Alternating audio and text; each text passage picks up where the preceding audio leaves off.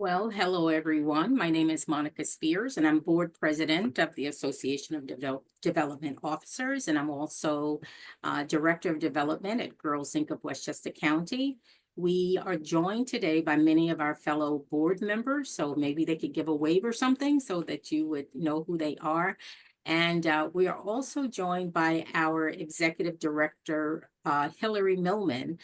Today's event is made possible thanks to our very generous, the generous support of our sponsors, and they are C Clean Commercial Cleaning, Corporate Audiovisual Services, Jill Singer Graphics. Jill is also one of our board members, National Advertising and Printing Corporation, PKF O'Connor Davies, the Rye Insurance Agency, and United Way of Westchester Putnam. And also from there, one of our board members, Margaret. So thank you all so much for your support of us and our programs.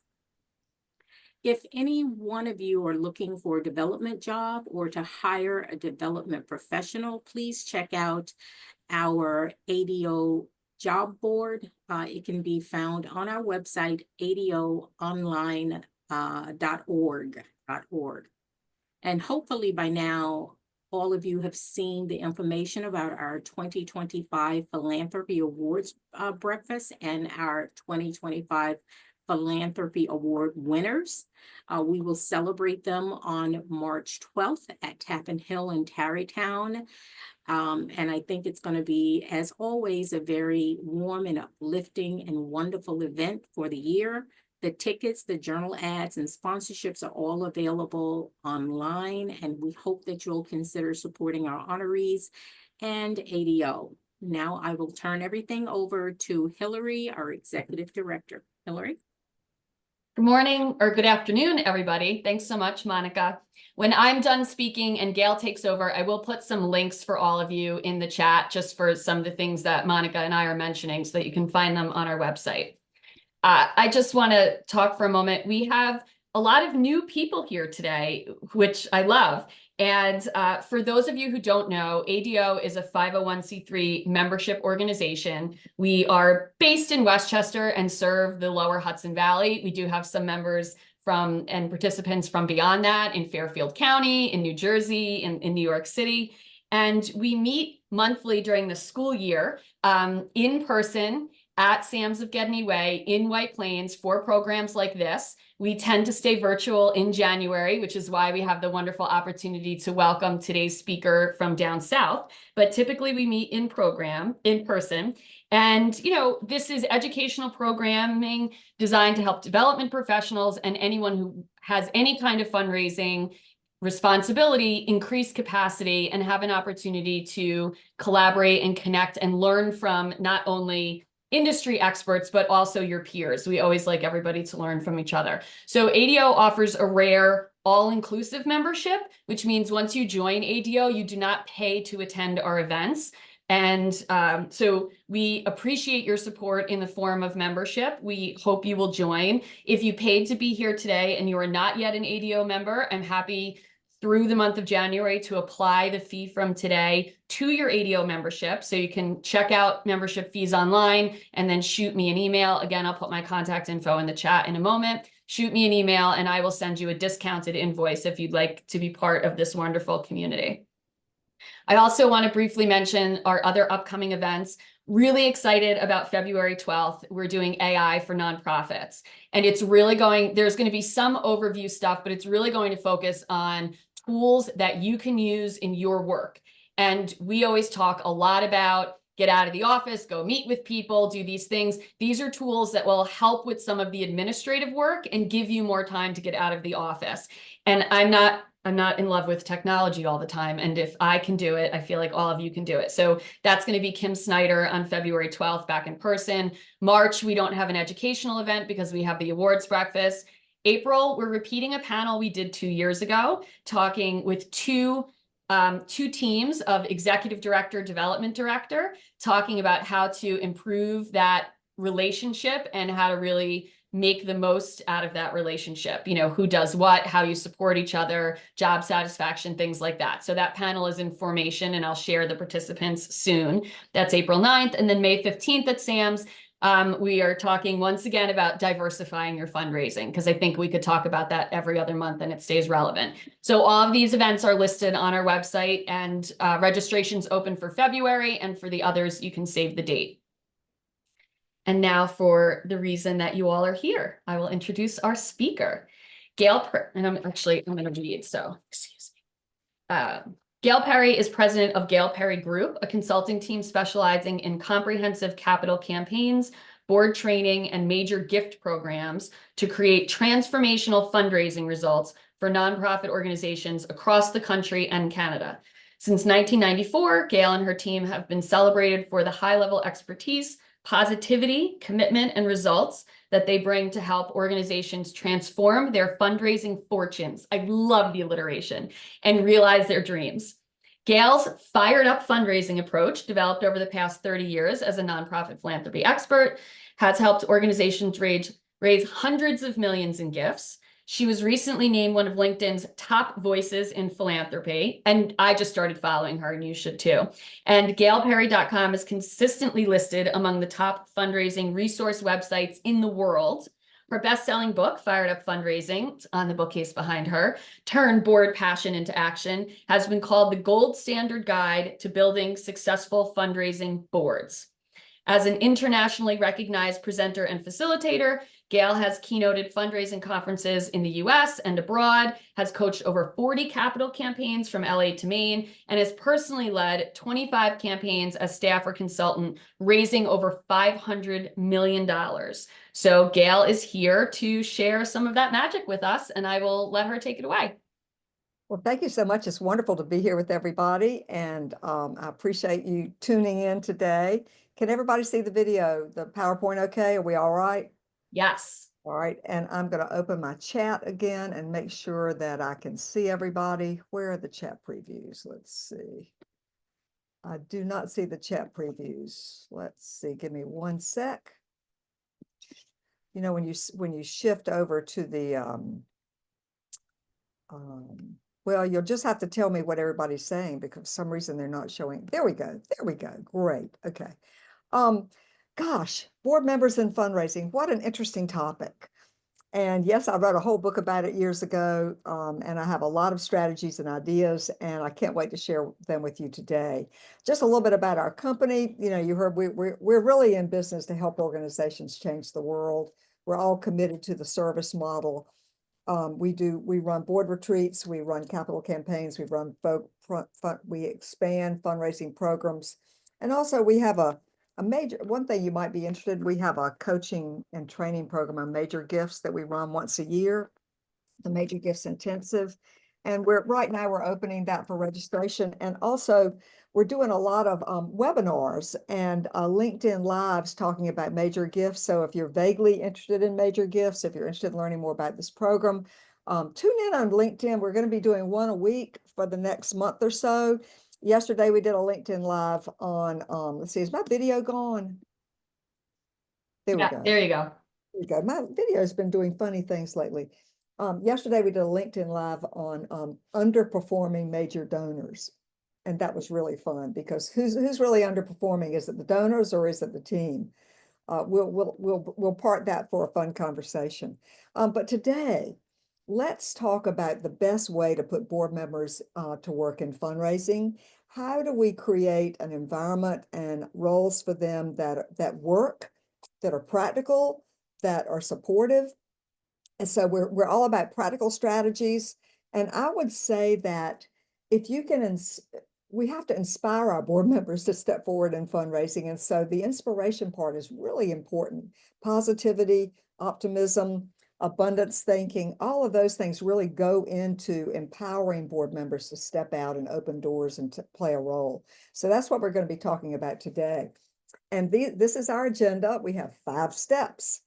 And the first thing we have to do is adjust everybody's attitude, like I was just saying. We'll talk about how to craft a personal message and how to train board members to be ambassadors, which is where you want everybody to start. And it's always good for everyone to have door opening skills. And we'll expand on that in a minute. And then finally, we'll have no ask roles for board members, because board members all think that fundraising is asking. And frankly, there are many, many, many wonderful roles they can play, jobs they can do that don't involve asking. So let's talk about attitude adjustment. And so, oh my gosh, fundraising is the F word. You know, people have ideas about fundraising that professional fundraisers, we think differently. We think, yes, we can do this every day, and we think it's really important and it's not so difficult. But the question is, how would you describe your board's attitude toward fundraising? So I'd like for you to just add in the chat stream, if you would please, share with me, how would you describe your board's attitude? Let's put it right out on the table. What are people saying? What are people doing? What are they thinking? What are the attitudes that they're not willing to share? Stressed and defensive, Patty says. Yeah. And you know, do they think it's begging? Put your answers in the chat box, if you would, please. I'm going to go on and just talk about it. They're inactive. They say they'll do anything but fundraise. Yes, yes, yes. You know, they think fundraising is begging. You know, one person says, let's see, Gail says that they prefer other people to do it. This is right. They're not comfortable asking. They think fundraising is cold calls, you know, and they think fundraising is all about money. You know, if you're all about money, your energy goes, gee, you know. And so I think it's important for us to be quite frank with them about what fundraising really is and isn't. And let me tell you a little story. When I was writing my book, I was interviewing board members about how they felt about fundraising. And I had a friend named Cece, and she was chair of the board of the local Raleigh Little Theater. I was living in Raleigh, North Carolina. And I said, Cece, tell me, what is your involvement in fundraising? And Cece's like this very big time socialite lady. And she says, oh, I told them that I would be chair of the board, but I wasn't going to touch fundraising, you know, and she stuck her nose up in the air and she was about to throw up on me. And then I said to her, well, Cece, what if you didn't have to do any fundraising? What if you were sort of like the official ambassador from the Raleigh Little Theater, say to Progress Energy? I knew that she knew that was our local utility, and her husband was an executive there. She knew the people at Progress Energy. I said, what if you didn't have to do any fundraising, but you were just the ambassador? You were just communicating and presenting the Raleigh Little Theater to everybody at Progress Energy. And she said, oh, that would be so much fun. She said I could give them free tickets. I could invite them to cast parties. I could give them behind the scenes tours. And she's smiling. And then she said to me, I wouldn't mind going along on the ask if I'd done all that. And so in the space of 60 seconds, she went from throwing up on me about fundraising being the F word to the engagement opportunities that are fun for everyone. And then I did not prompt her. And then she just volunteered that it would be fun for her to do this. So that's why I say changing the definition of fundraising and helping everybody understand that it's so much more about engaging donors and listening to donors and introducing your organization to donors, because board members know. I mean, sometimes when I'm doing a board workshop, I'll say, what happens if you ask a donor too soon? What happens if you ask too soon? And they all shake their head and go, oh, you're dead. You're dead. So they know, and everybody knows intuitively that fundraising is a process. It's not just a pitch. So that's one of the biggest challenges, I think, with a lot of board members, is they think it's very simple. They think it's a matter of selling, and selling is transactional. And, you know, I was just talking to a senior fundraiser, one of the top fundraisers at the University of North Carolina at Chapel Hill yesterday. And she's in the medical center. And she said that one department in the medical center decided to be far more transactional and really go just for the money. And their donors are dropping off because the donors are feeling a little bit used. Whereas in the other parts of the medical center, they are looking at the long-term relationships with the donors, and they're trying to excuse me, approach the donors based on the donor's timetable, not the medical center's timetable. And these donors really are with them, feeling like insiders, feeling like stakeholders, feeling very committed. So taking fundraising from the notion of transactional to relationship is a huge shift. And then, you know, your board members, you get everybody sort of trained in understanding our approach and our strategy and why we do it this way. And then a third of them go off every year and you have to bring another third in. And so you're always having to train and retrain, which is fine. I have served on, gosh, over 30 boards in my career. I'm on 3 boards right now. Of course, I'm chair of the development committee on all 3 boards. But my sense is that board members are really willing to help and really want to help, but they need they need training. They're really interested in education. I mean, board members are smart people. They really care about their missions, and they care about expanding their personal skill sets. So offering them training and education on fundraising is smart. And then I would say that the more board members understand about good fundraising strategy, the better decisions they can make, the more they're willing to invest because they understand the potential return. So I've been on my soapbox here. But I'm happy to give you these PowerPoint slides so that you can share some of this information with your board members, but it is not pitching or selling or hitting up people or arm twisting, because that is the natural thought process of many board members, as we know. And and look at the poor guy, he's going, please get away, get away, get away. So the first step is attitude adjustment, my friends. Let's change the definition of fundraising. Let's change the way we approach and think about fundraising. Let's understand that it's a process, that it's not about money, it's not begging. And I encourage you to ask everybody to just like we did in the chat stream, you know, let everybody can throw up and put their true feelings on the table so that they're open to having those feelings um, changed perhaps, or enlightened with some new information. So Patty said her board members were stressed and defensive. I'm sure we all think that board members are supposed to fundraise, but the question is, it's really up to us as nonprofit leaders inside the organization to give them roles that are easy for them, that are fun for them, and that are going to be productive for everybody. So this is how we do that. We change the definition of fundraising.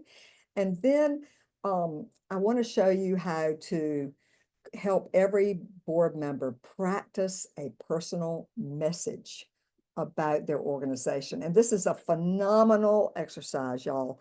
And forgive me for saying y'all. Yes, I'm Southern in North Carolina, and I've actually keynoted fundraising conferences around the world, and everybody jokes about the y'all, but a little local colors never hurts in fundraising. I want you to imagine that you are standing up in front of your board and you say to your board members, we're going to do a little mingle exercise for the next 10 minutes. It's going to be fun. You're smiling, you're standing up, you're relaxed. You're not going, this is an exercise that we have to do, blah, blah, blah, blah, blah. You know, you have to, I mean, I'm being very informal and friendly and hopefully a little bit self-deprecating with y'all. And so it's important for you to model this kind of behavior in front of your board members when you're talking about the scary topic of fundraising. I find that people automatically have their guard up. And so being relaxed, being open, being informal about this topic is very helpful. So you're telling your board members, we're all going to do an exercise. And I want you to think right now about your personal reason for being part of our board. You know, why do you really care? So everybody, would you just think for 1 minute about why you care about our organization? Because I'm going to ask you. And everybody goes, ooh, and they're starting thinking. So, and, you know, I asked them to just make some notes on a piece of paper. You know, if you ran into somebody at the golf course or the checkout line at the grocery store and they asked you, you had something to say. So here's how you run this exercise. I tell everybody to stand up, and if I were in person, we would have so much fun doing this exercise. You would not believe what happens when you do this. Ask everybody to stand up and find a partner and share why they care about the organization. And then let the other person share, just 2 by 2, 2 by 2, find another person, share why you care. And the thing is, the facilitator only gives each person 30 seconds, 30 seconds. And so you make a joke about that. You know, what happens if you talk your 30 seconds and your partner's 30 seconds? Your partner's not going to like you because they didn't get a chance to talk. So this is a key fundraising lesson to know when to shut up, you know. And so these sorts of things are training and educational messages, but they're experiential. So you let everybody go, find a partner, talk for 30 seconds each, and then the facilitator calls out in the mic, change partners. And so the board members go find another board member or staff member. Staff should do this with the board and just share why they care and let the other person share why they care. And then you do it again. I like to do it at least 3 times, maybe 4 times. And then the energy in the room after all of this conversation about why people care is, you can cut it with a knife. It's so big, it's so exciting, it's so full. And I want to ask in the chat stream, has anybody ever been to one of my workshops? Have you ever done the mingle exercise like this? And what were your results? Because let's talk about the objectives of this exercise. Let's see what my next slide is. Yeah.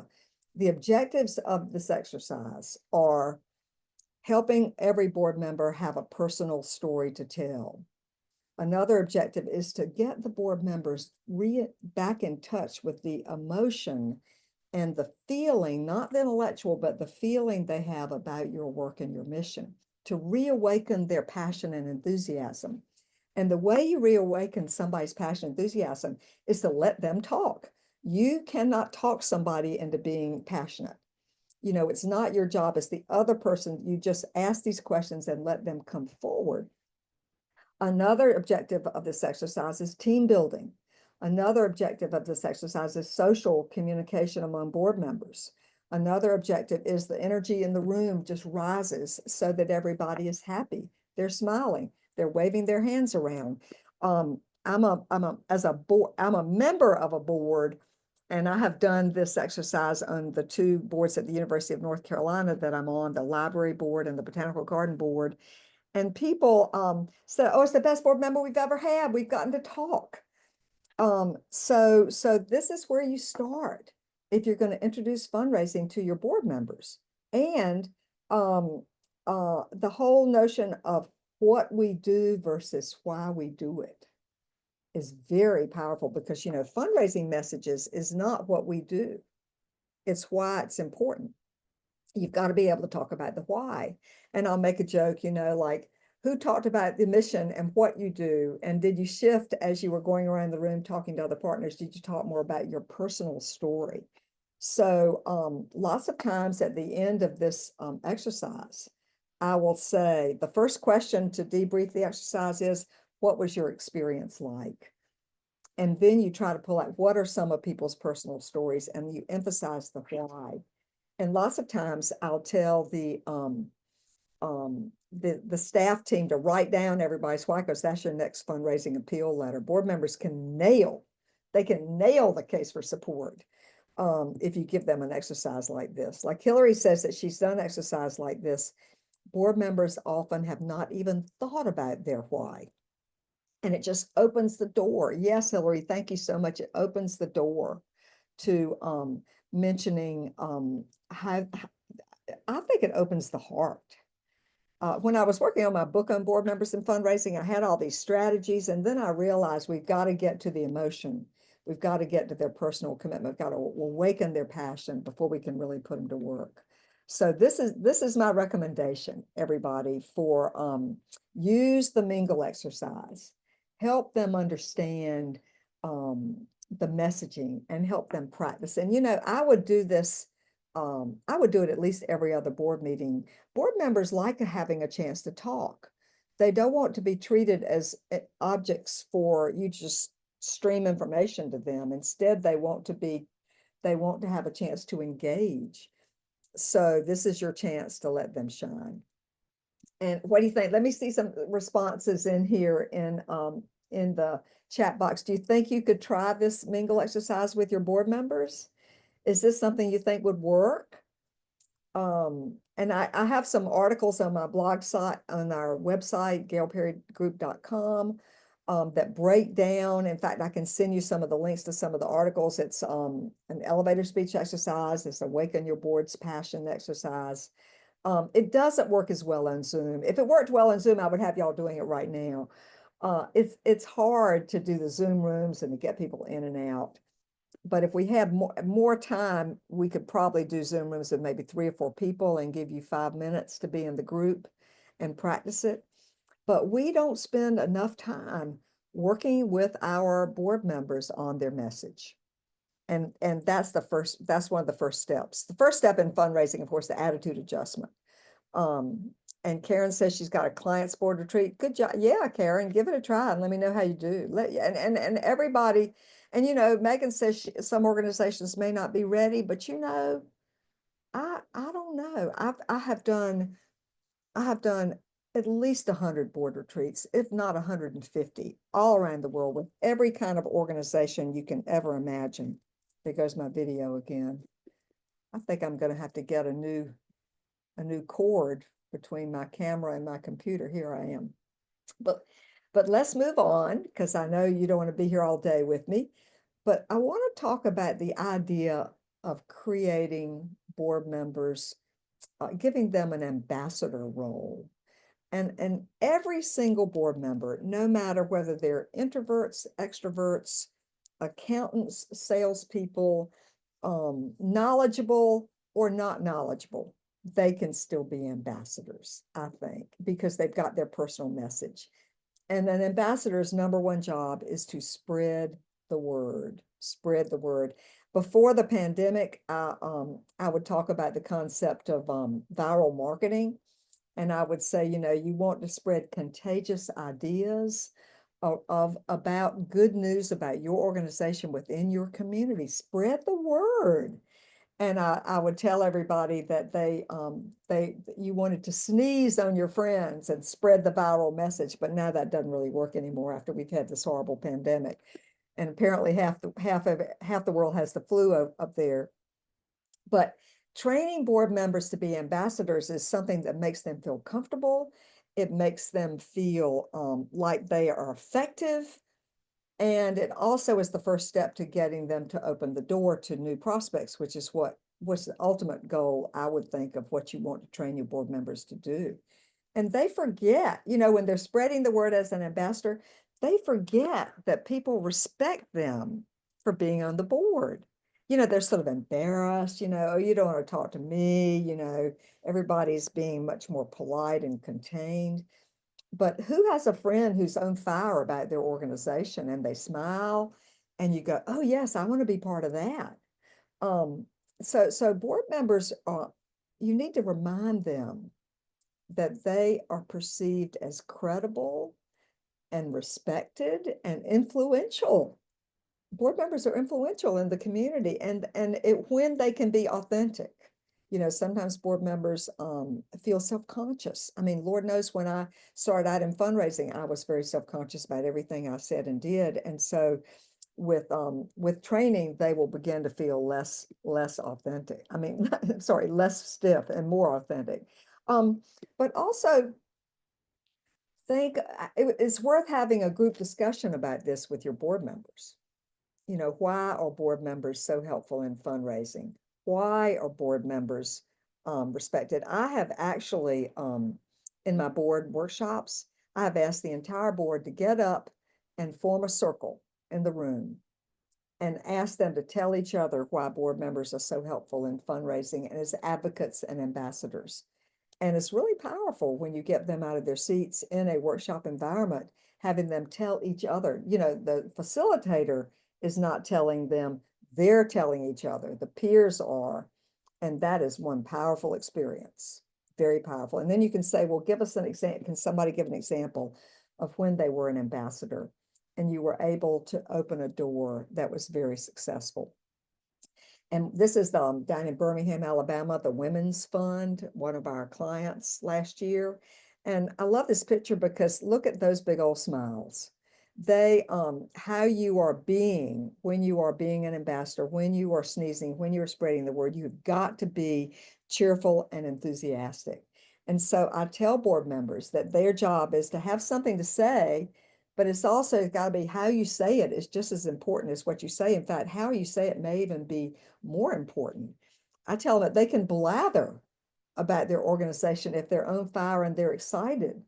And so has anybody ever blathered their elevator speech? Sure. But if you're excited, you say, come on, you when I'm having a porch party, or come on, you want to learn about this. And people, because of your energy, you will pick people up and carry them with you. I do think if y'all, everybody here is in business to change the world. Everybody in this room, Zoom room, this Zoom presentation is here to change the world. How can we change the world if we are not enthusiastic, if we are not positive, if we are not optimistic, if we do not have an abundance mentality?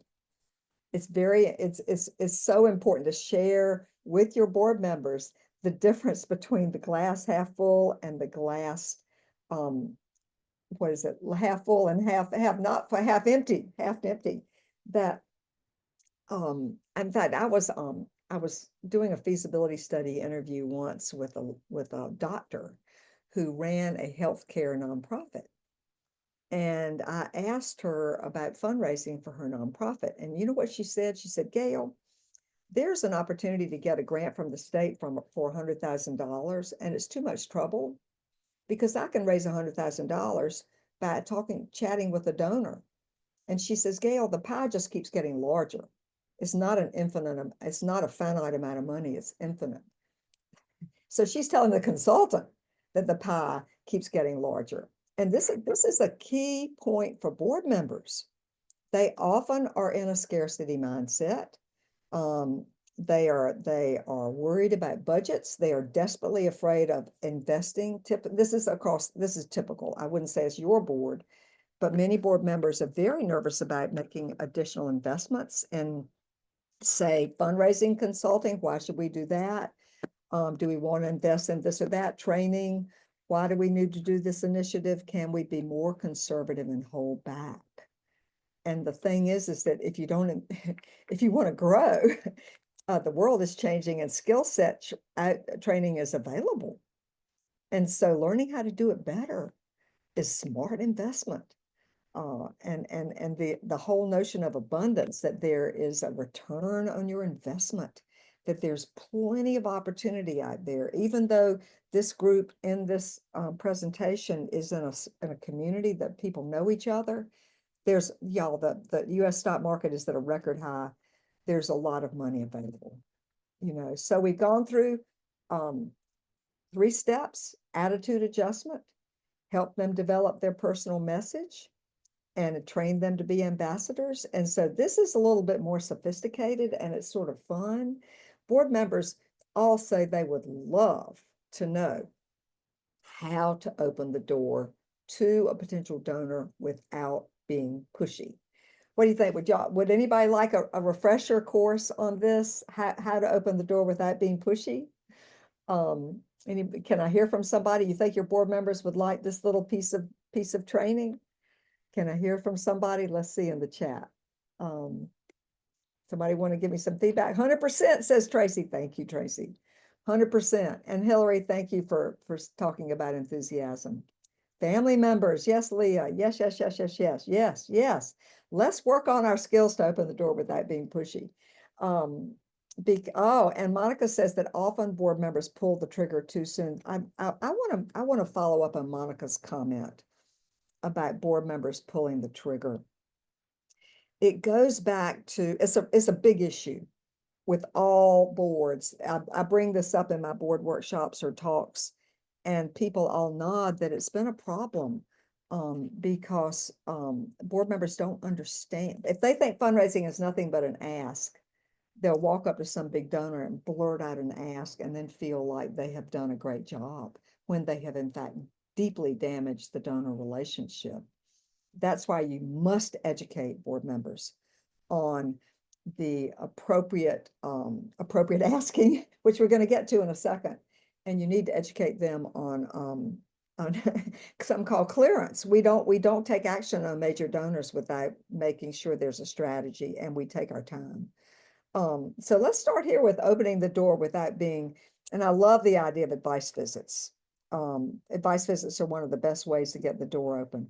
And so I'm going to go down on the record that after the role of ambassador, every board member should be thinking about how they can open the door. Who do they know that might be interested in your organization's work? Who do they know? So they've got to learn listening skills. And again, talking about pull the trigger too soon, if a board member thinks that fundraising is an ask, they also think it's a pitch. And we all know that sophisticated fundraising that brings in 6, 7, 8, 9-figure gifts is all about asking the donor questions and listening, opening the donor's heart by getting the donor to talk. And I can show you, I have a system, man. I have a system where you don't even have to ask them. The donor's going to throw money at your cause. And I'll show you a little bit of it here.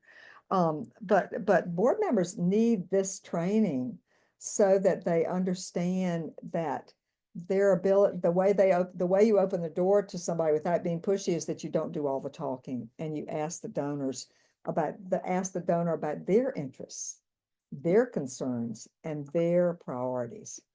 I love the idea, Molly, of the tour. I have some ideas on tours too, as door openers. But driving home to your board members that this is a role that they can play, and we hope everybody will play easily, is to make introductions and connections and open doors. And so one of my favorite ways, if I were a board member and my new next door neighbor, I just somehow mentioned, well, I'm involved over at the university here in Chapel Hill, and I'm on the board of the botanical garden. And you stop and you see if they say anything. You throw out your oh, I'm so excited about botanical garden. Look at my garden. We're conserving plants all over the Southeast. We're specialized in native plants and plant research. I could probably do a better job if I practice my elevator speech. And then I stop and see if my friend has any interest, and I would say, what are your impressions of the botanical garden here at University of North Carolina? Have you been? Or what are your impressions of our Meals on Wheels organization? I see you're on the mailing list and you've been a donor. So what are your impressions? Everybody, I have raised significant money using what are your impressions? You can ask. The thing about asking what are your impressions is that you don't know what the donor's going to say. You could try this with your board members. I mean, you don't know what's going to come off. It's sort of like the box of chocolates at Forrest Gump. You don't know what you're going to get. And you're going to get what's on the donor's top of mind. But this is the opening to a great discussion. And a couple of years ago, I decided that the world was too glum and we needed to focus on some fun things. And so I spent summer of 2023 talking about porch parties as door openers. And a porch party is a no-ask cultivation event, fundraising event, in which a board member can invite friends to, and the board member sneezes and spreads an enthusiastic message to their friends, and then their friends who are interested will come to a porch party. The purpose of the porch party is to work the crowd and find out who wants to learn more or be more involved. It is not an ask. It is not a formal fundraising situation. You will have an 11-minute, 12-minute program, but you will not make the program the feature. You will make the working of the crowd the feature. So we have all of our porch party videos on YouTube. You go to gailperrygroup.com on YouTube, and I spent the summer making these silly little videos. So porch parties work, tours work. Tours, I want to give you a special approach to a tour. Lots of times tours is one person showing them around. The best tour is when you let different people at your organization speak. For example, we'll bring the small donor group in, and I'll ask the receptionist, well, tell them what it's like to work here and what you see every day. Receptionists might have a really interesting story. And then we'll go, I remember I did this for the Raleigh Rescue Mission. we were running a capital campaign and we needed to develop prospects. And we had the guests meet the dining hall crew, who all were residents of the rescue mission. And so we let them speak to the donors themselves. If you got students, clients, so and we also have a big article on our website about tours called Mission Focused Tours that that is a little bit innovative. But so going back to the PowerPoint, this is also a very key door opener question that board members can ask y'all. This is a discovery question in the major gift model that we teach, is that how did you come to be a donor to our organization? And that board members can ask this question because we forget that every donor has got what we call the donor story. And the donor story is just like, why do I care?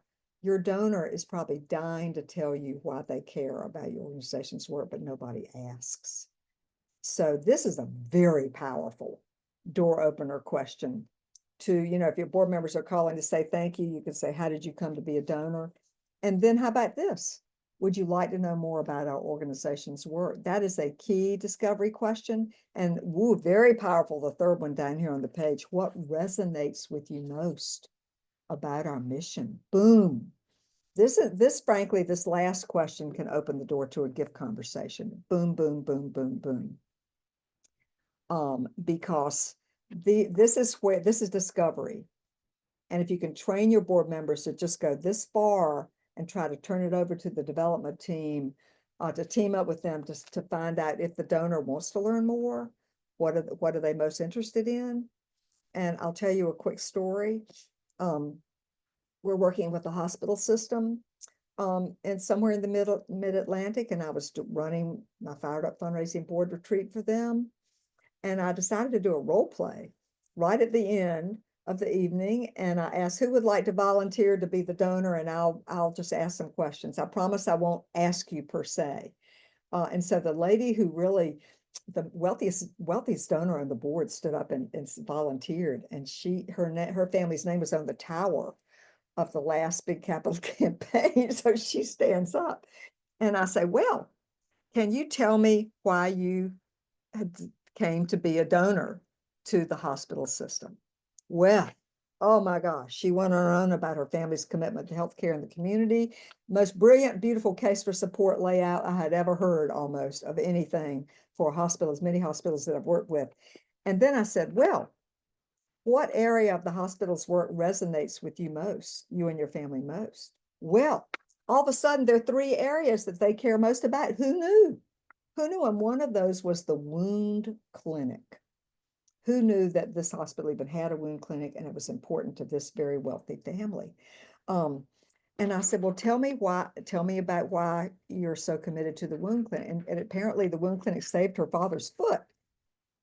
So there is a serious commitment. And I said, well, would you like to learn more about their work? And she said, yes.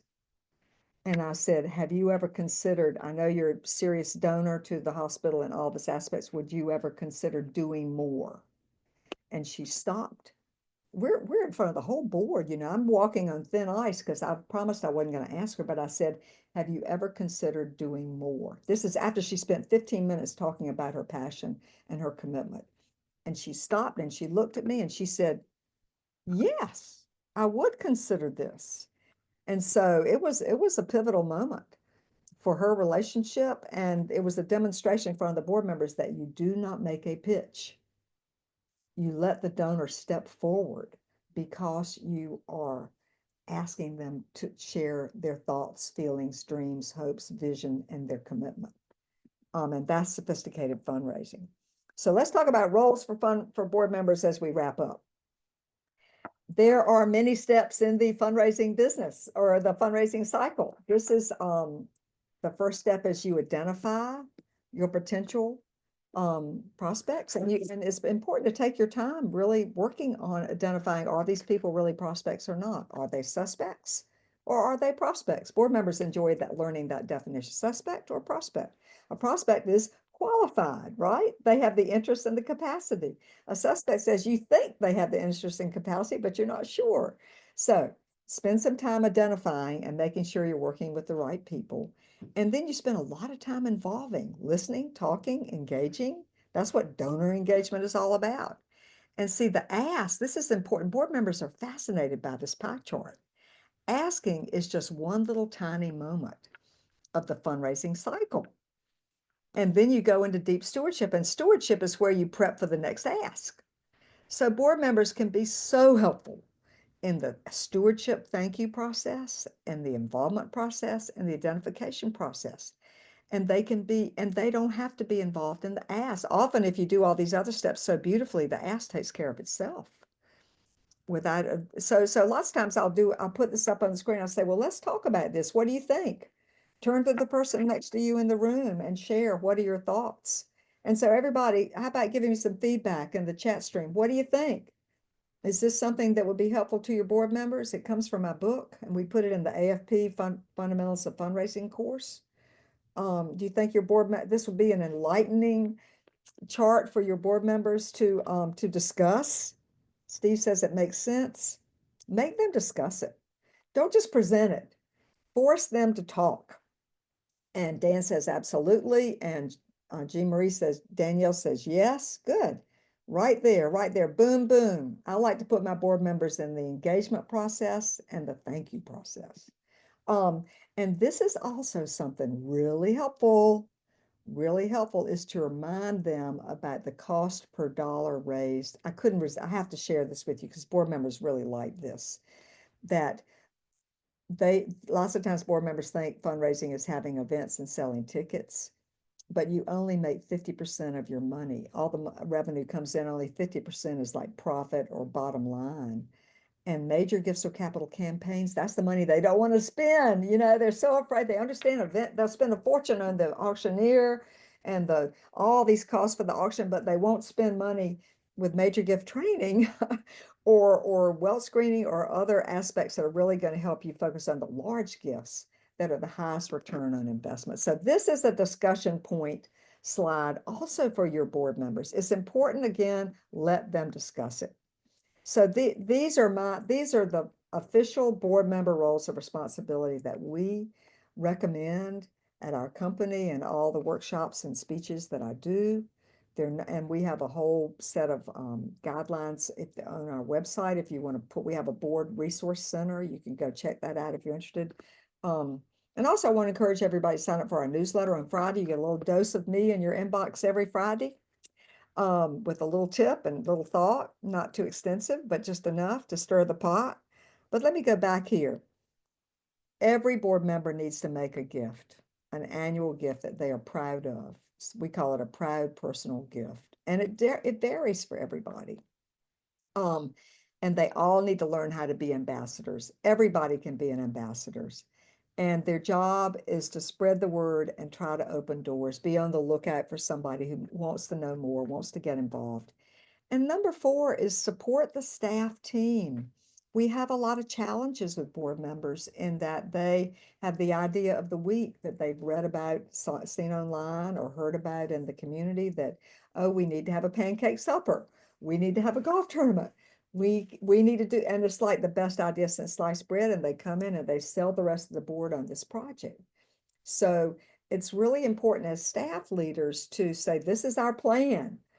And if we add anything to this plan, we have to give up something. So is everybody buying into this plan? Let's discuss the plan. You know, we don't spend any time with our board members talking about our fundraising strategy and what is our plan for the year. And we should be doing this so that they are educated and so they understand. Yeah, board members never lack for good ideas. One of the problems with board members is that they think they're there to offer opinions. And they're not going to offer opinions. They're going to do their best job offering, they're not going to interfere in like artistic decisions or medical decisions or program decisions. And so they want to be all over fundraising and marketing, even though they have no background in these areas. So showing up as a professional staff with a professional plan, educating them on the benefits of this particular strategy versus that strategy will save you a lot of anguish because it's a power imbalance when board members have a fundraising idea that they want you to implement, especially in small organizations, and your staff is already spread too thin. So just understanding the context of all this often will help a board member understand and back off and be more supportive. And notice my last bullet down here, you only ask when it's appropriate. You do not do, board members are not engaged in asking. Maybe they can sell tickets, maybe they can fill their table at the gala, but they are not to ask for anything more than a certain amount of money unless it's cleared. Okay, somebody says, how can somebody be a porch party hostess, serve a great meal, have little speeches, and then not hope to have your friends give some sort of token gift?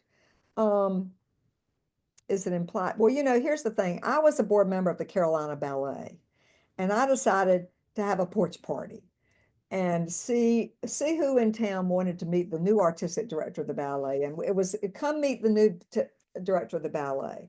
And I did a really simple email invitation of the key important people in Raleigh that I thought could be helpful to the ballet. And so I sent 60 invitations, 30 people came and 30 people did not come.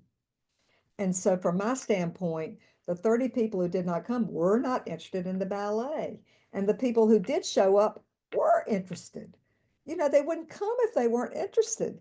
And it can be a gentle follow-up ask, but I go to a lot of introductory parties that I may or may not decide to move forward in. I'm not implying, lots of times if a friend of mine is raising money for a cause, I'll make a small gift just to be supportive. But so I don't know. You can say to your friends, listen, I'm not trying to put pressure on you. If you're interested, please come. If you're not interested, that's great. But I'm so thrilled about the work we're doing. I'd love to share it with you. And you can't expect your friends to make major gifts after just coming to one event. But I do want to end on a very powerful strategy of making thank you phone calls to donors. And I imagine you've heard this before from Penelope Burke. She's retired now. Donor-centered fundraising was a pivotal book in the fundraising world a while back. But Penelope Burke's group tested the power of board members making thank you phone calls. And so it was the Canadian Paraplegic Society.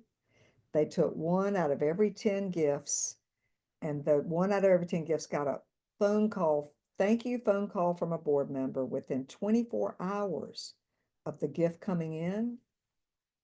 And the other people didn't get a phone call. And 5 months later, they sent out another solicitation. The people who got the phone call gave 39% more money, and they retained over the long run and repeated the gifts. So, and this test has been repeated over and over and over with huge organizations, small organizations, and it works. So this is how board members can raise money without an ask by simply saying thank you. And so let me just wrap up. This is our wrap up. Thank you so much for joining me. Tell me, what are 3 ways you can organize? What are 3 initiatives? What are 3 ideas from this talk that you think you can put into action? What do you want to work with? Ambassadors, the mingle exercise. Here's our agenda. Teach them conversation skills, help them understand all the different roles that board members can play. What are your takeaways that you can use tomorrow? I'd love to know. What are your takeaways? Let me see a few. We've got just a couple of minutes. So Lexi wants to involve them more in stewardship and helping them learn the donor cycle. Thank you so much, Lexi. Good point. Good point. Who else? What else can you do with your board members? Make a thankathon. Y'all, I think that the best way to launch an annual fund mailing is to have a thankathon 3 weeks before the mail drop. No ask rolls in fundraising. Good. And let's involve them in the thank you process. We got to teach board members more about how it works. Because if they understand how it works and you do the education early and often, over and over, They will join the strategy. You know, Leah likes the mingle exercise, a thankathon. Yeah, this is a different approach to board members. Y'all, we spend way too much time talking at our board members. We do not educate them on the why and the strategy of what we're doing. One time I worked with a board, a CCRC board, a retirement home, and the board members, they decided they wanted some educational programs. And so for half an hour before board members, we had an educational program on a different topic. Board members loved it. So approach your board from a different angle. Ask them what they might learn about. Ask them if they want to learn more about good fundraising. Ask them if they want to work on their elevator speech, their personal message. Ask them if they want to host a porch party. So thank you so much for joining me. I invite you to let me see, let's see, do I have a last slide? There we go.